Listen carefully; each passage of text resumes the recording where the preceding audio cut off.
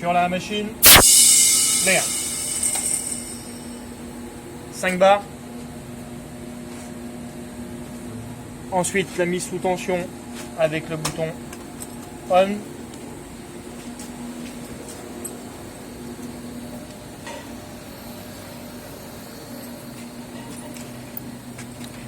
Mise en route du directeur de commande avec la touche 1.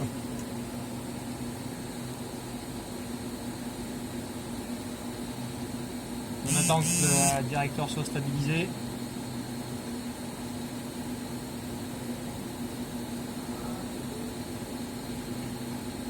Donc là, il teste général, là, comme quand un PC se met en route.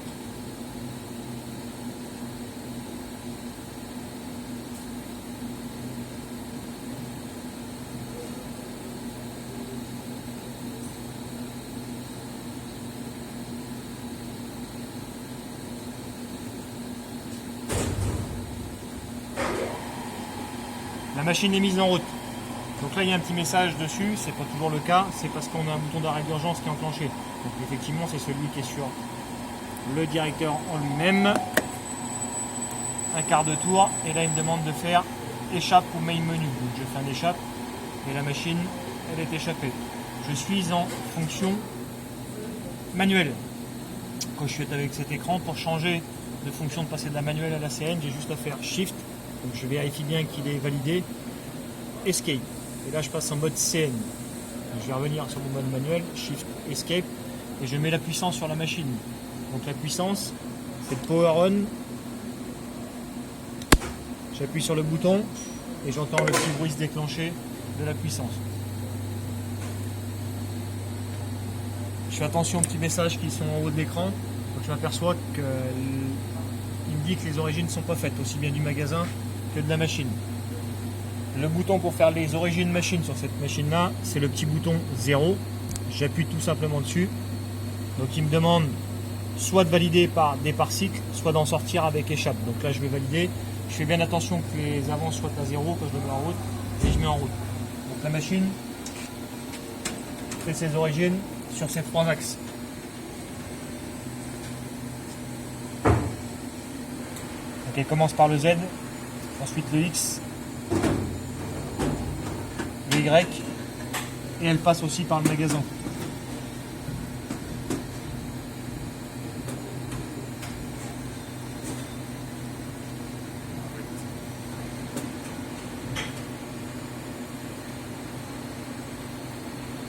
Les origines sont faites. Donc là, par sécurité, je vais dégager les axes en moins, puisque tous les axes sont mutés en positif. J'ai 2 solutions, soit j'utilise la manivelle, soit j'utilise le clavier. Donc quand j'utilise le clavier, je passe sur la version jog.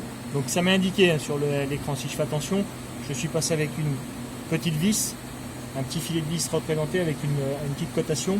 Et si j'ai besoin de déplacer les axes, j'ai juste appuyé sur l'axe que je veux déplacer, donc le Z-. Donc là je suis avec des incréments. Et si je veux être sur le mode manivelle, je prends les modes manivelle. Et sur la manivelle en elle-même, j'ai le choix de choisir soit mon axe X, Y ou Z, me déplacer en positif ou en négatif, avec un incrément sur chaque cran qui est millième, centième, dixième.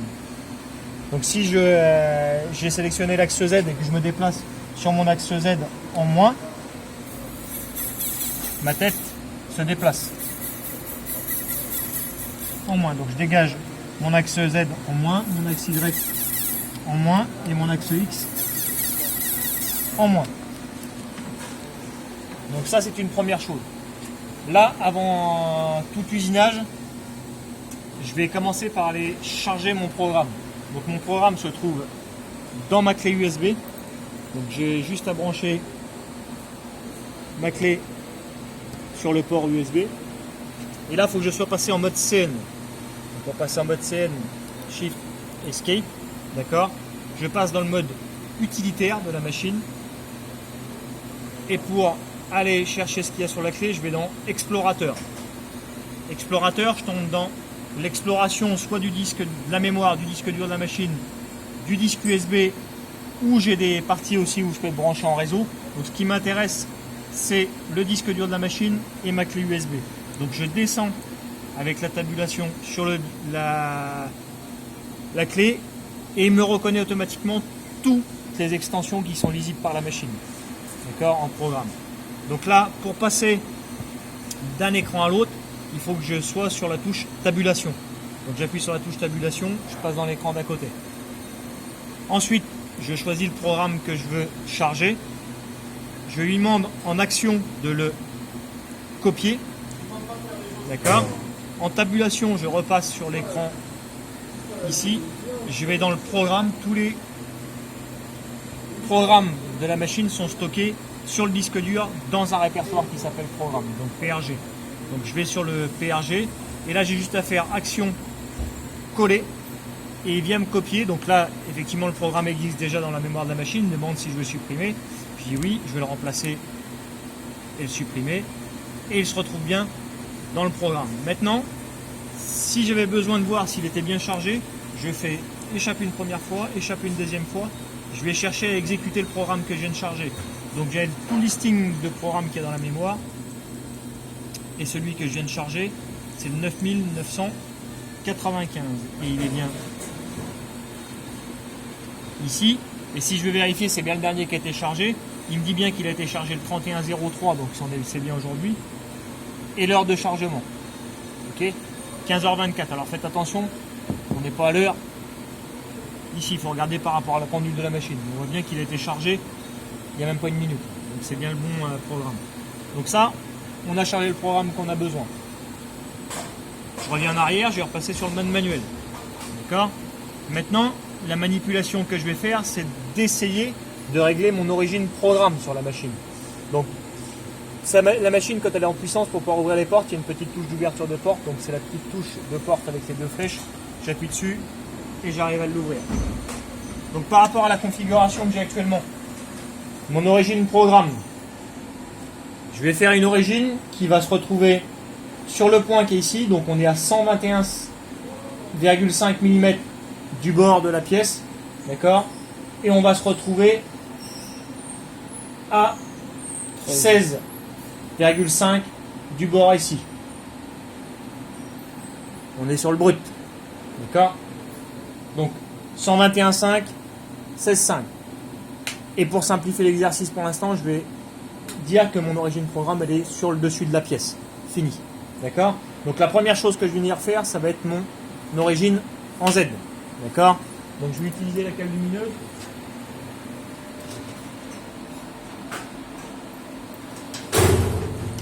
Donc que je pose au-dessus de ma pièce, c'est le genre de choses que je peux utiliser que si la pièce qui est fixée est conductrice. Donc c'est le cas avec de l'alu. Donc là, puisque j'ai ouvert les portes, il a coupé la puissance. Donc si j'essaye de me déplacer en manuel, je ne peux plus me déplacer avec la manivelle, d'accord. Et même en manuel n'importe où, il faut que je réenclenche la puissance sur la machine. Et d'ailleurs sur l'écran, si vous faites attention, il vous le demande de réenclencher la puissance. Donc je réenclenche ma puissance sur ma machine. Et là le but maintenant, ça va être venir tendenter sur ma cale lumineuse de 50. Donc la cale lumineuse, elle marche tout simplement. On va venir fermer le circuit sur la cale. Quand la tête va être en contact sur ma cale, la cale va s'allumer. D'accord. Donc avant de faire ça, il faut, pour la machine, lui indiquer qu'il n'y a aucun outil en broche et que ma référence, que la référence que je vais utiliser de tangent, c'est bien le dessous de ma broche. Donc quand je parle de dessous de ma broche, tu peux venir filmer un peu plus. Le dessous de ma broche, c'est bien cette partie-là, à plat, pas sur les plots. On est bien sur cette partie-là. Ok, donc il va falloir que je vienne tendenter avec ma cale lumineuse au-dessus de ma cale, avec le plan ici. Donc je vais déclarer à la machine qu'il n'y a aucun outil en broche et que mon plan 0, c'est le plan de dessous de broche. Donc pour faire ça, je réenclenche ma puissance et je viens rentrer sur la machine un T0. D'accord. T0, pour le valider, c'est pas entrée, c'est départ cycle. Donc je viens faire un départ cycle et là je me retrouve bien en T0 et pour lui maintenant, le dessous de la broche, d'accord, c'est le point 0 de la machine. Il n'y a pas d'outil en broche. Donc je vais venir tendenter avec le dessus de ma tête sur ma cale. Donc là on est bien d'accord, si on veut se rapprocher de la pièce, on est bien sur le Z, sur la hauteur, ok, et on va aller en moins. Le moins, on va descendre. Le plus, c'est qu'on se dégage. Et pour arriver à manipuler en manuel, il ne faut pas oublier de d'enclencher la petite touche sur le côté. Si je l'enclenche pas, je peux pas bouger. La machine, si je suis pas enclenché, elle bouge pas. D'accord? Par contre, si j'enclenche, elle va se mettre à bouger. Et là, je vais descendre tranquillement en moins sur ma cale. Alors, je fais attention de rien casser. Je vais venir voir sur le côté pour vérifier.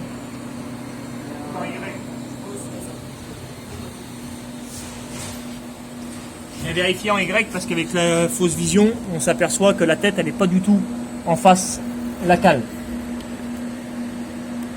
En Y. Donc je viens mettre ma tête, donc là c'est bon. Ma cale est en face de ma tête. Et je viens tenter tranquillement en Z-. Tac, ma cale s'allume. Donc là je suis sur les incréments à dixième, elle s'est allumée. Je remonte d'un cran. Je passe au centième. Je redescends tranquillement. Elle s'est allumée. Je remonte d'un centième. De 3 centièmes. Et la même chose.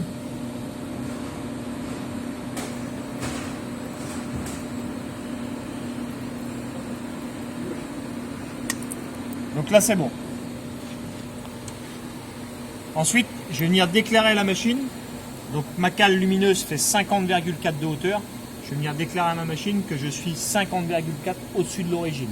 Donc pour faire cette manipulation, je tape tout simplement Z. Je viens lui rentrer la valeur de la cale, étalon, et je viens faire plutôt entrer une première fois. Il me demande si je veux confirmer, parce que là on est en train de changer l'origine programme. Je lui dis que oui, et me voilà confirmé. Donc la machine elle dit bien que le dessus de ma broche il est bien 50,4 au-dessus de mon origine. D'accord? Donc là on a fait le Z, je redégage.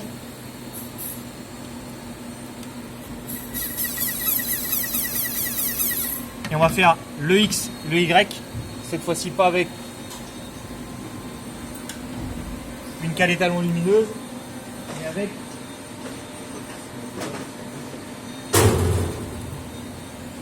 pénule lumineuse. D'accord? Donc c'est pareil, c'est le même système. Dès qu'elle est en contact avec la pièce, elle s'allume.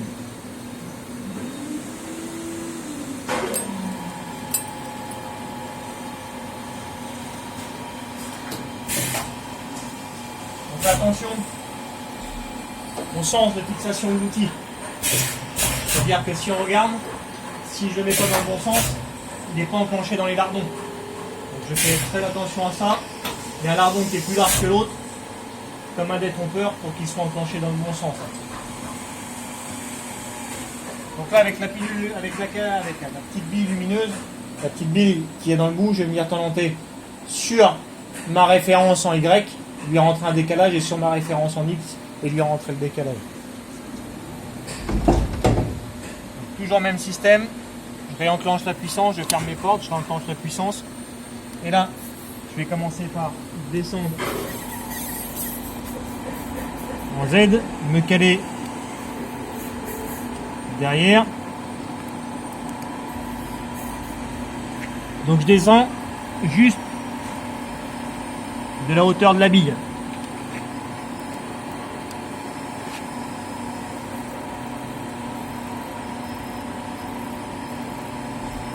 Alors si j'ai des problèmes de vision, que je vois pas très bien ce qui se passe sur l'axe Y, je vais sur le côté de la machine. Tac. Là je suis pareil, toujours tangent, donc je fais la même chose. Je suis sur l'incrément dixième, d'accord? Donc je viens, elle s'allume, je recule d'un cran. Je refais la même chose jusqu'à temps qu'elle se réallume. Tac, je recule d'un cran et je passe à la version millième. Jusqu'à temps que la pinule lumineuse se réallume et là elle est allumée. Donc je suis tangent à la surface. J'oublie surtout pas de prendre en compte le diamètre de la pinule, donc pour y soustraire le rayon. D'accord? Donc en Y, on a dit qu'on était, mon origine était décalée de 16,5 mm par rapport au bord de la pièce. Donc j'ai mes 16,5 plus mon rayon de pinule. Donc j'ai bien mes 16,5 plus le rayon de ma pinule. Donc ça veut dire que la valeur entre le centre de ma broche et mon point d'origine est de 16,5 plus 5. Donc je vais avoir 21,5.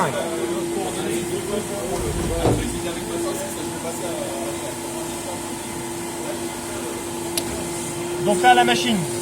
Donc il faut faire attention quand vous lui rentrez une valeur d'origine. Il faut absolument que la puissance soit enclenchée. Donc c'est pareil que l'axe Z tout à l'heure. Je vais y rentrer Y et je vais dire, là actuellement, je suis à 21,5 au-dessus de l'origine programme. Donc 21,5, donc bien en plus, d'accord, de mon origine programme. Et je viens valider ça avec 2 points entrée. Ok, donc ça c'est bon. Je dégage en Z+, je vais dégager d'ici. Je viens faire la même chose sur l'axe X.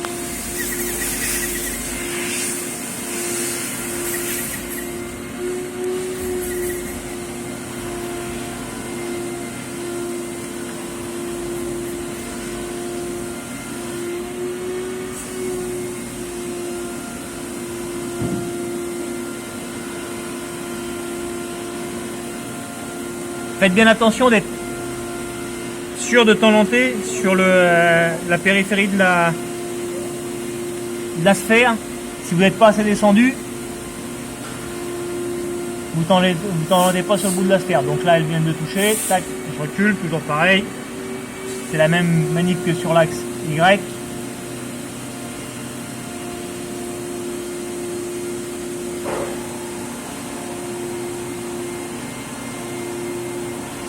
Que si je vais pas dans le bon sens, on va pas le faire. Tac. On est rendu dans un incrément au millième. Et cette fois-ci, par rapport à mon origine, j'étais à 121,5. 121,5 plus C5, je me trouve à 126,5. Et en négatif. Cette fois-ci, mon décalage, il va se retrouver en négatif. J'ai bien 121,5. D'accord, plus ces 5 mm. Mais je suis en moins par rapport à l'origine du programme. Donc ça veut dire que le point actuel du centre de broche est bien à moins 126,5 par rapport à l'origine du programme. D'accord? Donc je vais rentrer ma valeur en X. Je remets ma puissance. Donc en X, je suis bien cette fois-ci à moins 126,5. Et je viens, pareil, valider avec 2 fois entrée. Mon origine est faite. Mon programme est chargé. Mon origine est faite. Il ne me reste plus qu'à faire mes longueurs d'outils. D'accord? Donc on va faire un exemple d'une longueur d'outil. Donc avant d'aller faire les longueurs d'outils, il faut se renseigner un peu de savoir quel outil est monté à quel endroit. Donc là on s'aperçoit que le T1 c'est une fraise de diamètre 16, le T2 c'est une fraise de diamètre 12 et le T3 c'est un fora centré. Donc au préalable on a préparé dans le rack de la machine les outils à la bonne position. Donc là on a bien le T1 ma fraise de 16, le T2 ma fraise de 12 et le T3 ma fraise, mon fora centré. Donc je vais commencer par charger le T1. Donc avant de faire ça, je vais demander à la machine d'aller me chercher l'outil T1, même s'il n'y a rien dans le magasin. Donc je fais bien attention par contre de ne pas rentrer chevaucher 2 outils. Ok? Donc de ne pas rentrer chevaucher 2 outils. Donc là si je m'aperçois j'ai toujours ma cale lumineuse qui est rentrée dans ma machine. Donc je vais commencer par sortir ma cale. Arrête. Ça y va. Je mets fort. Je sors ma cale lumineuse. Et là je vais faire un appel d'outils. Donc dans le magasin, si je fais attention, tout ce qui est T1, T2, T3, actuellement, les emplacements sont vides pour les 3 outils. Donc là je vais aller, même si le magasin est vide, je vais aller demander à la machine d'aller chercher l'outil T1, on va commencer par celui-là.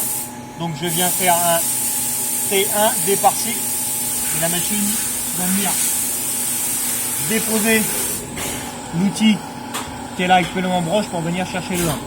Donc là il n'y a rien dans la broche. Normal, l'outil est encore dans mon rack. Je vais venir prendre mon outil dans le rack et le charger. Toujours avec les mêmes précautions que tout à l'heure pour que le lardon soit chargé du bon côté. Ok. Sur un outil, la machine à commande numérique, elle a besoin de savoir sa longueur. Donc sa longueur, ça va être de la référence du dessus de broche jusqu'à la pointe de l'outil. Donc ce qui lui importe, c'est d'avoir cette dimension-là. Et ce qui l'intéresse, c'est d'avoir le rayon. Donc le rayon, c'est du centre broche à la pointe de la dent. Donc la machine, elle a besoin de savoir la distance qu'elle a du centre de sa broche au bout de pointe. Donc c'est le rayon de l'outil. Donc pour régler la longueur, je retourne chercher la petite cale étalon de 50. D'accord. Et je vais venir tangenter avec le bout de ma pointe sur ma cale de 50. Je referme mes portes, je repasse en manuel.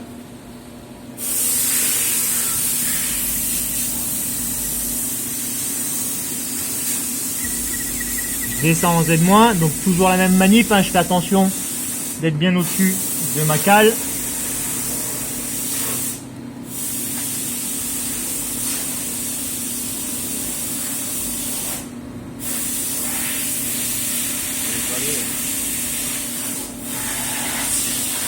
Tac, on touche, donc toujours le même système.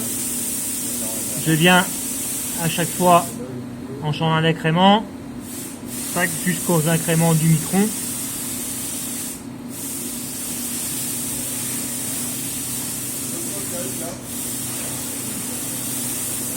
Je suis tangent sur ma cale.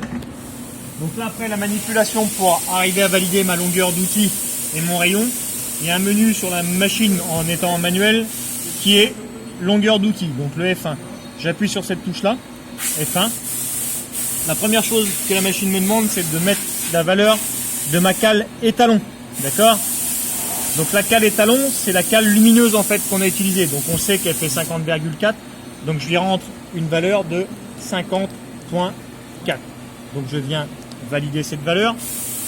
Et ensuite, pour arriver à valider la longueur de l'outil pour qu'elle le calcule tout seul, je fais un Z. Donc elle nous indique là, Z entrée. Et automatiquement la machine a calculé la longueur de l'outil toute seule. Donc là on a un outil qui fait 128,55. D'accord? Et pour rentrer mon rayon, j'ai ma fraise de diamètre 16, donc elle fait un rayon de 8. Je descends sur la ligne R et je lui rentre une valeur de 8. Entrée. Voilà pour la longueur d'outil. Donc avant de continuer, je vais venir vérifier quand même que mon outil fasse bien au réglé 128,5 pour être sûr et certain d'avoir la bonne longueur. Donc je me mets tout simplement au niveau de toute broche et je viens vérifier à l'œil jusqu'en bas de ma dent que mon outil fasse bien la valeur qui a été donnée par, tu peux te mettre un peu plus comme ça. Donc là on s'aperçoit qu'effectivement mon outil est à peu près à 128. Donc c'est pour juste contrôler au millimètre à peu près que je ne me suis pas trompé dans les valeurs de la cale étalon et que mon origine programme soit au bon endroit. D'accord? Donc ça, c'est fait avec mon premier outil.